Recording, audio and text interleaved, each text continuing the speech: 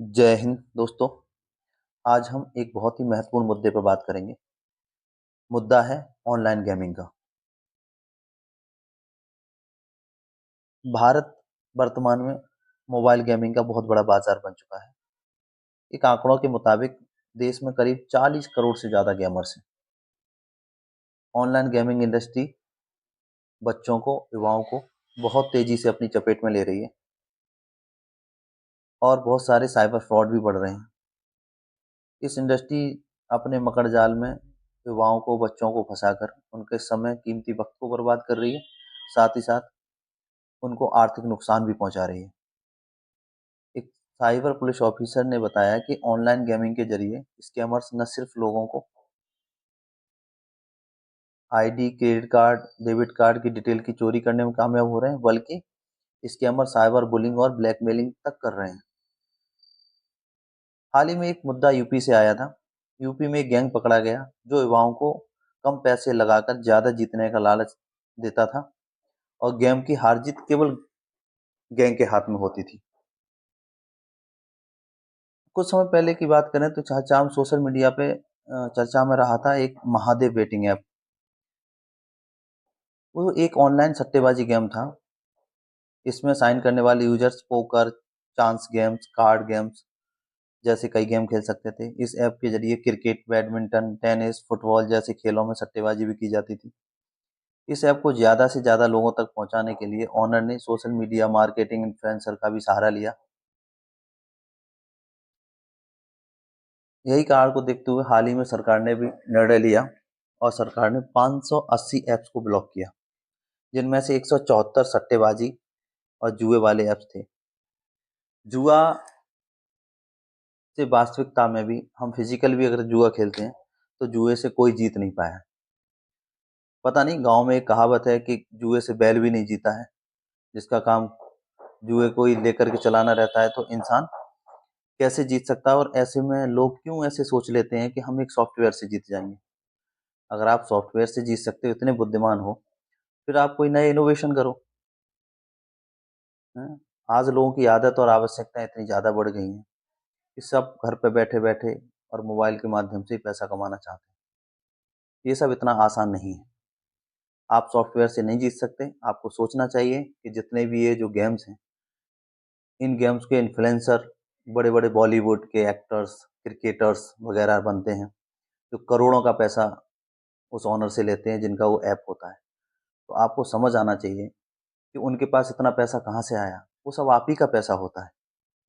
इसलिए आप लोगों को एक सलाह है कि आपको अगर खेलना ही है तो आउटडोर गेम खेलिए।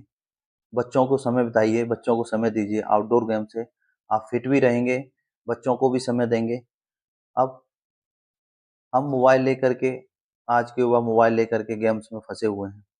बच्चों को भी मोबाइल दिया हुआ है। बच्चे मैक्सिमम समय अपना मोबाइल पे बिताते हैं, वो भी इसी गेम्स में। एक घटना, थोड़े दिनों पहले की एक घटना है कि एक बच्चे ने, 13 साल के बच्चे ने अपने पापा के डेबिट कार्ड का इस्तेमाल किया और 75,000 रुपए के पॉइंट्स खरीदे खेलने के लिए।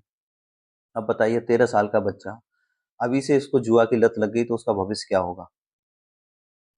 ये बड़ा विचारणीय विषय है। मोबाइल दे करके हम सोच जाते हैं, मोबाइल बच्चों को देने के बाद कि नहीं, हमारी जिम्मेवारी पूरी हो गई और हम अपने अपने गेम में लग जाते हैं। नहीं, वर्तमान में मोबाइल आपके बच्चे का भविष्य बर्बाद कर रहा है। ठीक है, इसलिए आप लोगों से अनुरोध है कि इस सब चीज़ों को, इनसे आप ऊपर हटिए, ऊपर निकलिए, इन साइबर अपराध से बचिए।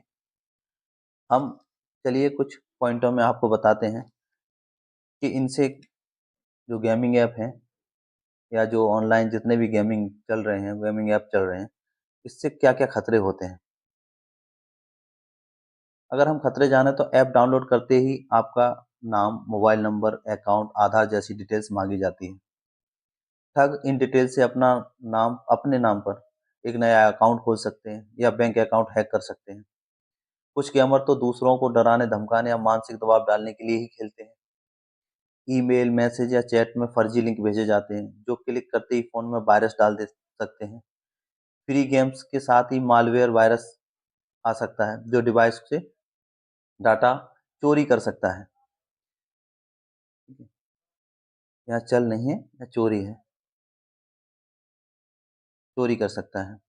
मालवेयर वायरस वही होता है जो आपके डेटा को चोरी करता है। अब साइबर अपराधी खुद को भी नाबालिग, है ना, नाबालिग बता करके, नाबालिग बता करके बच्चों से दोस्ती करते हैं और फिर उनकी जानकारी चुराते हैं, आपके घर की डिटेल्स उसमें मांगते हैं, और बच्चे आसानी से उनके झांसे में आ जाते हैं और एक भारी नुकसान आपको उठाना पड़ सकता है। यूजर को टास्क देकर या बहला फुसला कर, ठीक है, उनको बहला फुसला कर उन्हें किसी गैरकानूनी काम के लिए उत्साहित कर सकते हैं, उकसा सकते हैं, ठीक है।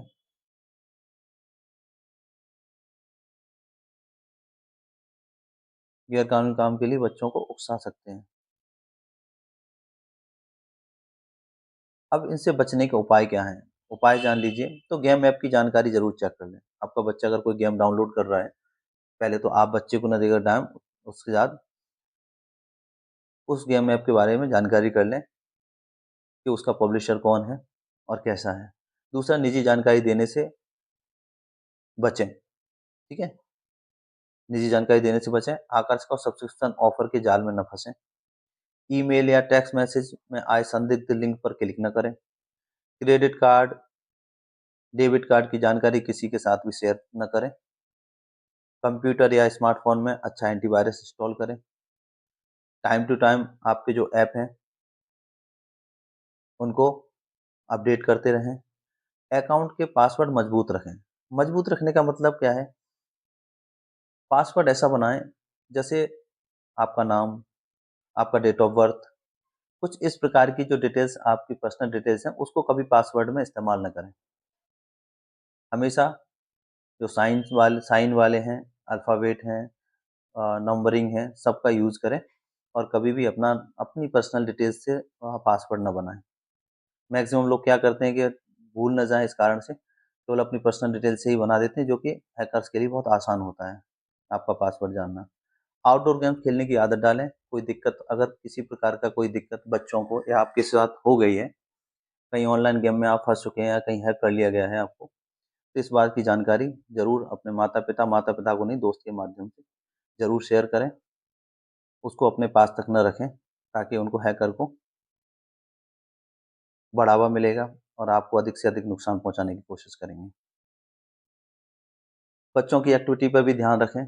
कई बार ऐसा होता है कि कई हैकर्स बच्चों को डरा-धमका करके किसी प्रकार की चीज़ें, है ना, कुछ एडिटिंग करके, कुछ इस प्रकार के उनके फ़ोटो वगैरह ले करके बच्चों को अपने कब्ज़े में रख सकते हैं।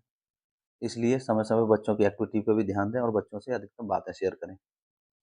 कोई भी साइबर क्राइम की घटना होने पर साइबर क्राइम का हेल्पलाइन नंबर 1930 या फिर cybercrime.gov.in पर कंप्लेंट करें। मुझे उम्मीद है कि ये बहुत उपयोगी सूचना, और ये प्रत्येक के लिए है।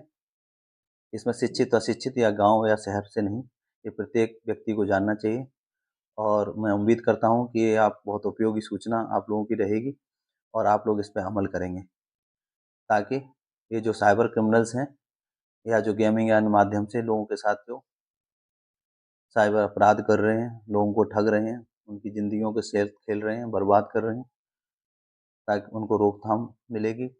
सरकार भी इस क्षेत्र में बहुत प्रयास कर रही है, और आप इस तरह से अपने बच्चों के भविष्य पे और अपने आप पे ध्यान दे करके अपने परिवार का